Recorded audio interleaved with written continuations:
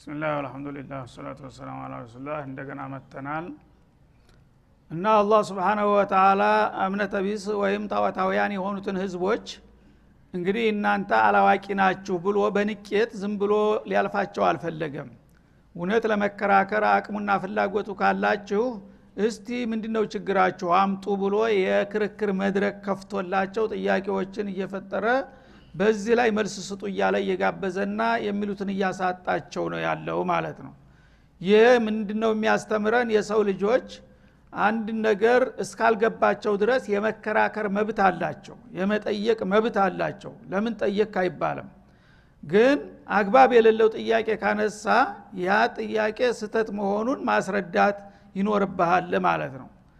ስለዚህ አላህ በሱ ደረጃ እንግዲህ እዚህ ግባ የማይባሉ ካፊሮች የሚያነሱትን ውጅንብርና እዚህ ግባ የማይባል ነገር ንቆና አርክሶ ዝም ብሎ በደፈናው አልተዋቸውም። ያን ከተወ እነሱ የልብ ልብ ይሰማቸዋል፣ እውነት የያዙ ይመስላቸዋል። ስለዚህ ይሄ የምትለው ነገር እውነት ከሆነ ጥሩ አብራራሃ፣ ይሄማ እንደዚህ ነው እኮ አንተ ደግሞ ከዚህ የተሻለ ነገር ካለህ በልስቲ ያለህን አቅርብ ስትለው ታፋጥጠዋለህ፣ የሚለውን ታሳጣዋለህ፣ ታጋልጠዋለህ ማለት ነው። ይሄ እንግዲህ በረበል ዓለሚን ደረጃ አንደ ተራ ካፊሮች ጋር እንደዚህ የሚከራከር ከሆነ እኛ ግን ቢጤዎቻችን ሰው ጋራ በመንከራከር ጊዜ መናደድ የለብንም ማለት ነው። ለምን እንዲህ አልከኝ አካካዘራ ማለት አይገባም፣ መብቱ ነው። በእውነት ለመረዳት የፈለገ ሰው ከሆነ የፈለገውን ጥያቄ ያቅርብ፣ የፈለገውን ሹብሃ ይደርድር። ግን አንተ በሰከነ መልኩ በጥሩ ሁኔታ በሚገባ ቋንቋ ሰዎችን አስጨርሳቸው፣ አስረዳቸው። ከዛ በኋላ አላህ ሂዳያ የሰጠው ይሰጠዋል። ልግመኛ ምን ጊዜም ልግመኛ ነው። በነብዮች ደረጃ እንኳን ተነግሯቸው ያልሰሙ ብዙዎች ናቸው ማለት ነው። ሰዎች ግን አትከራከሩ፣ ዝም ብላችሁ አትጠይቁ፣ መልስ አትስጡን፣ በጭፍኑ ዝም ብላችሁ ተቀበሉ አይባሉም ማለት ነው። መብቱ ነው፣ ይጠይቅ፣ ይከራከር። የሚያዋጣው ከሆነ ያሳምንህ ከቻለ ወይ ያሳምንሃለሁ ወይ ታሳምነኛለህ ማለት አለብህ ማለት ነው። ስለዚህ የሰው መብት ጠብቀ ነው ማስረዳት ያለብህ። አንተ ምን ታውቃለህ? አንተ ከብት ነህ ምን በማለት የሰውን ሞራል በመንካት ከሆነ ሰዎች እየሸሹ ነው የሚሄዱት ማለት ነው። የፈለገውን ሐቅ ብትይዝም ግን ወደሱ ዝቅ ትላለህ ማለት ነው። ልክ አላዋቂው ጋራ እንደ አላዋቂ፣ መሀይሙ ጋራ እንደ መሀይም፣ ምሁሩም ጋራ እንደ ደረጃው ሁነ ትቀርባለህ። የያዝከው አንተ ምንድነው ያለህ ትለዋለህ። የዛ ጊዜ መብቱን ሰጠው ማለት ነው። ያለ የሌለውን ያቀርባል። የኔ ወንድም ይሄ እኮ እንደዚህ ማስረጃ መስሎ ነው እንጂ ከዚህ የተሻለ ብዙ ነገር እኮ አለ ያላወቀው ነገር ይሄ ነው ብለህ ስታስረዳው የዛ ጊዜ አላህ ሂዳያ የሰጠው ሰው ለካ እንደዚህ ነው እንደ ብሎ ሊቀበል ይችላል ማለት ነው። ገና መጀመሪያውን አንተ አህያ ምን ታውቃለህ ታልከው አንተ አህያ ምን ታውቃለህ ብሎ ነው የሚሄደው ማለት ነው። ስለዚህ ይሄን ያስተምረናል አላህ Subhanahu Wa Ta'ala። የሰው ልጆች ምንም ይሁን ምን የመከራከር መብት አላቸው፣ የመጠየቅ መብት አላቸው። ግን በህደት ራሱ ምንም ተጨባጭ ያልሆነ ነገር ወዲያው ይሟሻል። ስንቅና ውሸት እያዋለ ያደረ የሟሸሸ ነው የሚሄደው ይባላል ማለት ነው። ወሚንሁም መን ዩእሚኑ ቢሂ አለ። ከነዚህ እንግዲህ ጣዖታውያን ከሆኑትና ቁርአንንና መልእክተኛውን ከሚያንቋሽሹና ከሚያጥላሉት ሰዎች መካከል ደግሞ ወደፊት የሚያምኑበትም ይኖራሉ አለ አላህ ትንቢት ተናገረ። እንግዲህ ቀንደኛ ሆነው ነብዩን እስከ መጨረሻ ድረስ ሲከራከሩ የነበሩ ሰዎች ያምናሉ ተብሎ የማይታሰቡ ሰዎች ደግሞ ወቅቱ ሲደርስ አላህ የሚያምኑበት ጊዜ ሲደርስ ሂዳያ ይሰጣቸውና ባልተጠበቀ መልኩ የሚቀበሉም ሰዎች እንደሚኖሩ ተስፋ አድርጓል። ይሄ ትንቢት ነው። ይሄ ሙዕጂዛቱል ቁርአን ነው ራሱ ማለት ነው። ጭራሽ ያምናሉ ተብለው የማይጠበቁ ሰዎች እንዳለውም አመኑ ማለት ነው። ኢስላምን በህይወት እስካለው ድረስ እስላምን ግባተ መሬት ማሳየት አለብኝ እያሉ ሲደነፉ የነበሩ እንደገና ደግሞ ተለውጠው ለእስላም ተሰውጨ እስላም በአለም ላይ ማበብ አለበት የሚል አቋም እንዲይዙ ያደረጋቸው ብዙ ናቸው ማለት ነው። ከነዛ አንዱ ዑመር ኢብኑ አልኸጣብ ነው። ዑመር ኢብኑ አልኸጣብ የመጨረሻ ነብዩን ለመግደል ያላደረገው ጥረት አልነበረም ማለት ነው። ግን ወቅቱ ሲደርስ አላህ Subhanahu Wa Ta'ala ሂዳውን ሰጠው። ከዛ በኋላ ምን እንደሆነ ሁላችሁም የምታውቁት ነው ማለት ነው። እና አንዱ በቅርብ የሚያቀው የጎረቤት ሰው ዑመር አመነ ተብሎ ዜናው ሲነገረው መስማት እንደ አቃተው ማመን ላ يؤمن ابن الخطاب حتى يؤمن حمار الخطاب አለ። ያባቱ ወደ ላህያ ነበረ እያናፋ ሰፈርን የሚረብሽ እና ልክ ልጁና አህያው አንድ ናቸው። ተመጮህ በስተቀር አህያው አትጮህ ብሉት ይሰማል ያቃል እና ዑመር ኢብኑ ኸጣብ አመነ ማለት ያ ያባቱ ወደ ላህያ አደብ ያዘ ማለት ነው አለ። ይሄ የማይሆን ነገር ሙስተሂል አለ። ላ ሙስተሂል ዋላ ግን ዑመር መጣ ይፋ ሆነ ማለት ነው። ስለዚህ አቡ ሱፊያን ኢብኑ አልሐርብ እንግዲህ ተመልከት በበድር ዘመቻ ያ ሁሉ ጥንቅጥ ያመጣው በሱ ሳቢያ ነው። ያን ሁሉ ህዝብ ያስፈጀው በኡሁድ ያን ሁሉ ሱሐባ እና ሐምዛን ያሳረደው አቡ ሱፊያን ነው። ግን ወቅቱ ሲደርስ አልሰለመም። ይሄ አላህ ትንቢት ነው። ወሚንሁም መን ዩእሚኑ ቢሂ እንደዚህ ከረውና ጅንታቸውን ገትረው የሚከራከሩ ደግሞ አንድ ቀን አላህ ሂዳያ ይሰጣቸው ይሆናል። ይሄም ሌላ መልእክት አለው ማለት ነው።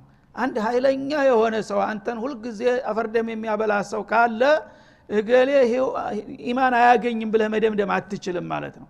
አንተ ያለብህ መልእክቱን ማድረስ ሙከራህን መቀጠል። ዛሬም አነጋግረው ከነገም አነጋግረው አላህ ወቅቱ ሲደርስ ሊለውጠው ይችላል ማለት ነው። እና ተስፋ መቁረጥ ሰውን ማኩረፍ ማግለል ይሄ የደዕዋ ኡስሉብ አለመሆኑን ያሳየናል ማለት ነው። ምን ታውቃለህ ላንተም አላህ ነው የሰጠህ ጌታ ሲፈልግ ደግሞ ለሱም ይሰጠው ይሆናል። አሁንም በተስፋ መቀጠል አለባችሁ እንጂ እነገሌ አልቆላቸዋል ታውን በኋላ እነሱ ጋራ ጊዜ መግደል የለብንም ማለት አግባብ አይደለም ማለት ነው። منهم من يؤمن به በዚህ በቁርአን እስከ መጨረሻ ሲታገሉትና ሲቃወሙት የነበሩት ሰዎች እንደገና ተመልሰው የሚያምኑበት ይኖራሉ አለ። ومنهم من لا يؤمن به የማያምኑበትም እስከ ጫፍ ድረስ በድርቅናቸው የሚቀጥሉም አሉ። እንደና አቡጀል እንደና አቡላሃብ እንደና ዑትባ እንደና ሸይባ ያሉት ማለት ነው። ወረቡከ አለሙ ቢልሙፍሲዲን እና ጌታ አጥፊዎችን ያቃቸዋል። አጥፊዎች ራሳቸውን ብቻ አይደለም የሚያጠፉት አገርን ወገንን ጭምር የሚያጠፉ አሉ። እነዚህ እንግዲህ ሁሉ ጊዜ ተልኳቸው ማፍረስ ስለሆነ እነሱን ሂዳያ አልሰጣቸውም አቃቸዋለሁና እነማን እንደሆኑ እነሱ ለግል ጥቅማቸው ለግንዝናቸው እንጂ ለሐቅ አይደለም የሚታገሉት ማለት ነው። እነዛ እንግዲህ መልቲዎች ሽሪሮች ስለሆኑ እነሱን ተማያምኑት መድቢያቸዋለሁኝ። ከዛ ውጭ ያሉት ግን የያዙት ነገር ሐቅ መስሏቸው በየዋህነት የሚከራከሩት ነገ ግን የተሻለው ሐቅ ባሻጋሪ በሚታያቸው ጊዜ እንደገና ወደዛ ለመሸጋገር ፈቃደኛ የሚሆኑትን ሰጣቸዋለሁ ይላል አላህ Subhanahu Wa Ta'ala።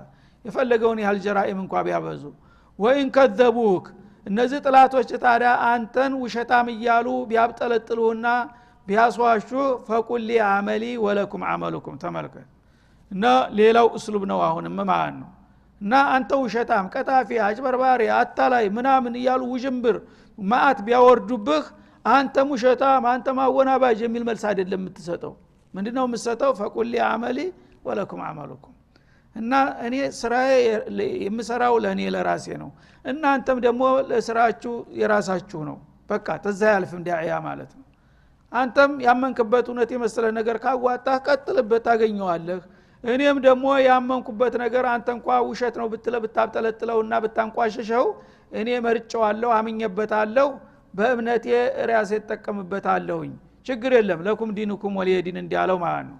እና እንደ ተራ ባለጌ ወርደህ እንካ ስላንቴ መሰዳደብ አያስፈልግም ማለት ነው። እንኳን መደባደብ መሰዳደብ አያስፈልግም። አንተ መልእክቱን ታደርሳለህ። አንተ አጭበርባሪ አንተ ቀጣፊ ካለህ አይ እኔ አጭበርባሪ ቀጣፊ ከሆንኩኝ ስራዬ ለራሴ ነው አበቃ ባጭሩ ስራዬ ለራሴ ነው። አንተ ደግሞ ምናልባት እውነተኛው እኔ ነኝ እያልክ ውሸታም ከሆንክ ስራ ለራስህ ነው።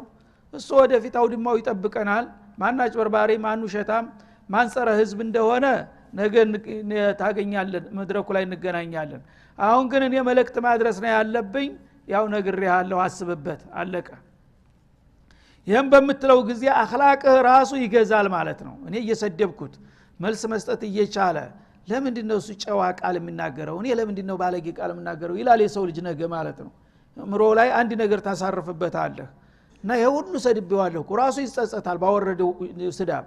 እሱ ግን ምንም አላለኝም ነገረኝ ቁም ነገሩን አልቀበልም ውሸታም ነህ ቀጣፊ ነህ ስለው ስራዬ ለራሴ ነው ስራህ ለራስህ ነው አለኝ። እውነትም ስራ ለራስህ ነው ይላል ብቻውን ሲሆን ያስባል። እንደገና ያን ነገር ሙራጃዓ በሚያደርግበት ጊዜ ራሱ ስተተኛ መሆኑን እያመነበት ይመጣል። አንድ ቀን ግን ራሱን ያቸንፍና خلاص ወደ አንተ ይቀላቀላል ማለት ነው።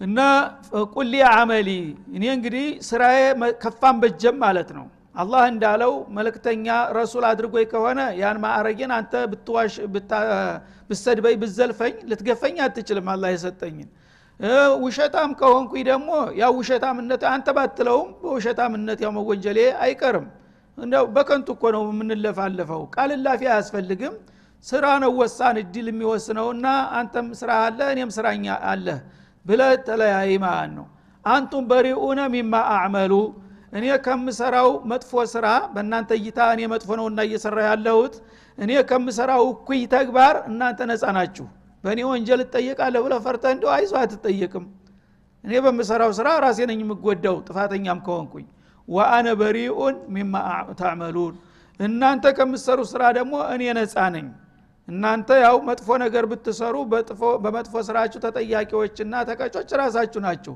በእናንተ ወንጀል እኔ ጌታ ይጠይቀኝ ምን አጣላኝ በማለት መልሳቸው ይላል ይሄ እንግዲህ የሰው ልጆችን ሰከን ብለው እንዲያስቡና ራሳቸውን እንዲገመግሙ ያደርጋቸዋል ማለት ነው ወሚንሁም የስተሚዑነ ኢለይክ ከነሱ ተኩፋሮቹ መካከል ደግሞ ወደ አንተ ጠጋ ብሎ የሚያዳምጣለ ይላል የተንኮል የስለላ ማዳመጥ ማለት ነው አንዳንዶቹ አንተ ጋራ በሚከራከሩ ጊዜ መልስ እንዲያያጡ ካንተ ዘንድ ያለውን መረጃ ለማወቅ ተደብቀው አድፍጠው መጥተው ለሊት ጨለማ ለብሰው ነብዩ ቁርአን ሲቀሩ ግድግዳ ላይ ተለጠፈው የሚያዳምጡ ነበሩ ያን እንግዲህ ቋንቋቸው ስለሆነ ይገባቸዋል ያን ነጥብ እየያዙ ያድሩና ጧት አደባባይ ሲገናኙ በሚነሳው ክርክር ላይ እንደዚህ ብለሃል አይደል ያንተ ቁርአን እንዲህ ይላል አይደል እያሉ ሊከራከሩ ራሳቸውን ለማዘጋጀት መተው የሚያዳምጡ አሉ አለ በስለላ መልኩ እንግዲህ ይሄን ነገር እውነት መሆኑን ተረድቼ ተጠቀማለሁ ከተለዋለሁ በሚል በቅልቦና ሳይሆን በስለላ በጀዋሲስ መልኩ መተው የሚያዳምጡ አሉ አለ አሁንም አሉ ማንኛውም ያው ዳዕወተል ኸይር አለበት ቦታ የሸይጣን መልእክተኞች መተው ተለጥፈው ያዳምጡሃል ማለት ነው ለምን ለራሳቸው ወይም ለአለቆቻቸው ወስደው የተሳሳተ መረጃ ለመስጠትና ህዝብን ለማጣላት ወሚንሁም የስተሚዑነ ኢለይክ ወደ አንተ የሚያዳምጡ አሉ አለ አፋ አንተ ተስሚዑ ሱመ ግን መተው የሚያዳምጡት በጆሮአቸው ብቻ ነው በልባቸው አይደለም ልባቸው ሸፍቷል ልባቸው አቋም ይዟል መጀመሪያ ይሄ ነገር ውሸት ነው ብለህ ነው የመጣው ስለዚህ መተህ የምትሰማው ነገር ጆሮ ብቻ ሲያደነቁርህ ነው የሚያድረው እንጂ ወደ ልብ ጠባ ይልም ማለት ነው ለምን አላህ ሂዳያ አይሰጣቸውም የዚህ አይነት የተንኮል የስለላ ምን ስራ ሊሰሩ የሚመጡ ሰዎች እዚህ ቁጭ ብለው ለምሳሌ 100 ቃላቶች ተናግረን ከሆነ እዛ ሐልቅ ላይ ታንዲ 100 ቃላቶች አንዲት ለሱ የሚፈልጋት ነጥብ ብቻ ነው የሚያደባ ያለው 99ኙን በሙሉ አልሰማውም የሱ ጉዳዩ አይደለማ አንዲት ብጅታ የምትፈጥር ቃል ግን ከተፈጠረች ያችን ይዞ ነው የሚሮጠው ማለት ነው እንደዚህ አለ ይላል ከዛ ውጭ ግን ምን ተባለ የተባለው ስንት ኸይራት የለም እሱ ዘንዳ ለምን አላማው አይደለም አልመጣበትምና ማለት ነው ስለዚህ አፋ አንተ ተስሚዑ ሱም ማለት መጥቶ እንደ ድንጋይ አጠገባችሁ ቢቀመጥም አንተ ደንቆሮኔ ማሰማት ኃይል የለህ አላቸው ነብዩ በነብዩ ደረጃ እንኳን ማለት ነው በነብዩ አንደበት ሲነገር እንደማንኛው አስተማሪ አይደለም አጥንት ተፈልጦ ነው የሚገባው የሳቸው ንግግር ማለት ነው ግን አንተ እንኳን ብትሆን እንዲህ አይነቶቹን ልባቸው የደነደነባቸውና የደነቆረባቸውን ሰዎች አንተ ዘንድ አመጣው ተማሪዎቹ ጋር ተሰይመው እንኳን ቢያዳምጡ የሚጠቅማቸውን ነገር ልታሰማቸው አትችልም ለምን በራቸውን ዘግተዋልና ይላል ወለው ካኑ ላ ያዕቂሉን እነሱ ጭራሽ አቅላቸውን የማይጠቀሙ ቢሆንም አንተ የዚህ አይነቶችን አዳማጮች ልታስረዳቸው ትችላለህን አትችልም ይላል አላህ Subhanahu Wa Ta'ala እና ልብ ካልሰማ እሱ ጆሮ አይሰማም እንደሚባለው ማለት ነው አንድ ሰው ዋጋ ሰጥቶ ይሄ ነገር ይጠቅመኛል ብሎ ካዳመጠው ከሚሰማው ነገር ብዙ ቁም ነገር ገቢቶ ሊነሳ ይችላል ማለት ነው ግን በተንኮል ከሆነ የሚያዳምጠው እሱ የሚፈልጋት አፍራሽ የሆነች ቃል ብቻ ነው የሚያደባው ከዛ ውጭ ያለውን ነገር ግን አንተ የፈለገውን ያህል ብትጮህ ወደሱ ሌና ልታስገባው ልታስረዳው አትችልም አላህ ግን ከፈለገ ያን መገረጃ ሊያነሳና ሊያሰማው ይችላል ማለት ነው እሱም ግን በልግመት በሸር በተንኮል የሚያዳምጡን ሰዎች ብዙ ጊዜ ደባቸውን ስለሚያቅ ያንኑ መጥፎ መልእክታቸውን ይዘው እንዲሄዱ እንጂ እውነቱን እንዲገበዩ አይፈቅድላቸውም ማለት ነው ወሚንሁም ينظر ኢለይክ ከነዛ ከጥላቶች ደግሞ አንዳንዶቹ መተው ፊት ለፊት ልክ እንደ ካሜራ ተደቅነው ትኩር ብለው የሚመለከቱም አሉ ይላል ሁነቴ ሰውዬ ብለው በጣም በአድናቆትና በመገረም ተዝኩሉ ህዝብ እሱ እንዴት ተሻለ ባይን ሊገል እንደሚችል ማለት ነው። ልክ አይኑን ያጉረጠረጠ ይመለከታል ማለት ነው። እሱ ምንድነው ልዩነቱ? በቁመቱ ከሌላ ሰው የበለጠ አይደለም፣ በወርዱ በስፋቱ በመልኩ በምኑ ተለየከኛ እያለ ከፍ ዝቅ አድርጎ ይመዝናል። የጥላቻቸው ብዛት ማለት ነው። አንድ ሰው በጥላቻ ሲያይ ታያል ተግረህ እስከ ራስ ድረስ እንደዚህ ከፍ ዝቅ እያለ ያያል። ያን ጊዜ ምንድነው ማሸማቀቁ ነው በሱ አስተሳሰብ ማለት ነው። አንተ ከማን በልጠህ ነው ምንድነው እንደኛው ነህ ለማለት ነው። እና የተሻለ ነገር ካለ ከና ለየት ያለ ነገር ካለ የት ነው ያለው የሚል ይመስላል ማለት ነው። እና ወደ አንተ አትኩሮ አነጣጥሮ የሚመለከት አለ አለ። አፋ አንተ ተዲል ዑምየ ታዲያ አይኑን ያጉረዘረዘ አንተ ላይ ተክሎ ቢያስተውልህም አንተ እጉራንን አትመራ ይላል አላህ Subhanahu Wa Ta'ala። የዛሂር አይኑ ያው ይብለጨለጫል፣ ግን የህሊና አይኑ ታውሯል። የህሊና አይኑ የታወረ ሰው የሰውን ማንነት እንዴት ሊረዳ ይችላል? የሰው ማንነት ደግሞ በአይን አይደለም የሚታየው። አላህ የተለያዩ ሰዎች እድል ያላቸው ሰዎች እድላቸው ውስጣቸው ውስጥ ያለ ወቃቂ ካለ ወቀት በቁመቱ አይደለም ተሰዎች በልጦ የሚታየው በመልኩ አይደለም። ግን አቅል የአቅል አይን ያለው ሰው انها لا تعمل ابصار ولكن تعمل قلوب التي في الصدور አይኑ ህሊና ውስጥ ያለች አይን ናት ሐቂቃ ልታቀምት እውነትን ማለት ነው። ሰዎች ግን የዛሂር አይናቸውን አምጥተው ቢያጉረዘርዙ ያለውን ተጨባጭ ሁኔታ ሊያቀው አይችልም ባይኑ ማለት ነው። ወለው ካኑ ላ ይብሲሩን እነሱ የማየት አቅም ባይኖራቸው እንኳን የተመለከተህን ሰው ሁሉ አንተ ልታስረዳውና እውነቱን ልታስጨብጠው ትችላለህን? አትችልም። መጀመሪያውንም እሱ ሐቅን የመቀበል ፍላጎት ስለሌለው የፈለገውን ያህል መጥቶ ቢያስተውልህም ቢያዳምጥህም ሊገባው አይችልም ይላል ማለት ነው። እና አላህ ሂዳያ የሰጣቸው ግን ባይናቸው አይተው አህለል ኸይር ይገባቸዋል። ከሌላ ሰው የበለጠ ልዩ ትርታ ያሳድርባቸዋል። እና አብዱላህ ኢብኑ ሰላም ነብዩ ከመካ ተነስተው ወደ መዲና በመጡ ጊዜ በመዲና ሀገር የሚገኙ የይሁዶች ባባስ ነው ሊቅ የመጨረሻ ቁንጮ ነበረ። እሱ የመጨረሻው ነብይ ይመጣል እያለ ተውራትን ያነብ ነበርና ይሄ ሰውዬ እኔ በህይወት እያለሁ ከመጣው እቀበለዋለሁ እያለ ራሱን ሲያዘጋጅ ነበር። እንደገና ህዝቦችንም ያዘጋጃቸው ነበር። ተማሪዎችን እንደ አይነት እድል እንደሚመጣ ነው በቅርብ አዝማሚያ ምልክቶች እየታዩ ነው። የመጨረሻው ነብይ ከመጣ እኔ መቼም አይኔን አላሽም እቀበለዋለሁ እናንተስ ይላቸዋል። እኛም አይደርስም መስሏት እንደሚባለው እጁን እያነሳ ሁሉም ይፎክር ነበር። በመጨረሻ መጣ። በሚመጣበት ጊዜ የሱ ተዋረድ ላይ የነበሩት የአብዛኛዎቹ ለጥቅማቸው ለስልጣናቸው ብለው ሐቁን እያወቁ አንቀበልም ብለው ሸፈቱ ማለት ነው። እሱም ከወገኖች ተለይቼ እንዴት ሆናለሁ አለና ማቅማማት ጀመረ። እንጀፈለናሱ ፈኩንቱ ቢመን እንጀፈለ ይላል። የኛ ዘመዶች ይሁዶቹ ግር ብለው በቃ ያደለም ይመጣል የተባለው ይሄማ ውሸታም ነው ብለው ያወቁ ግር ብለው ተተውት ሄዷል። እኔም እነሱ ጋር ለመሄድ ቃጣኝ አለ።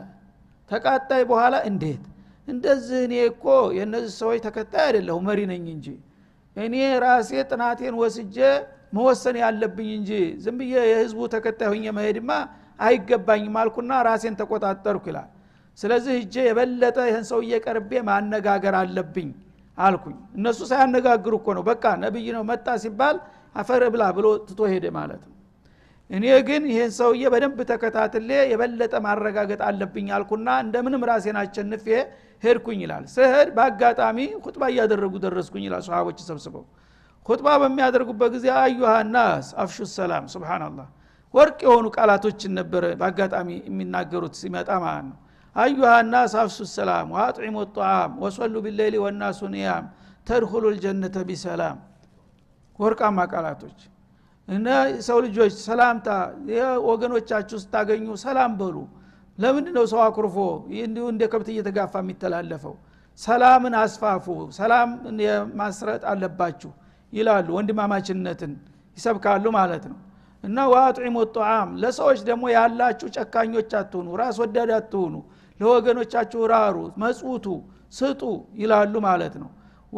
ወሶሉ بالليل والناس نيام ሰው ተኝቶ ያንኮራፋ ደግሞ እስተንጋት ድረስ ማደር የለበትም። እና ረጭ ባለው ሌሊት ተነስተ በጨለማ ታዛቢ በሌለበት ያ ረብ ብለህ ጌታ ጋር መተዋወቅ አለብህ፣ መስገድ አለብህ።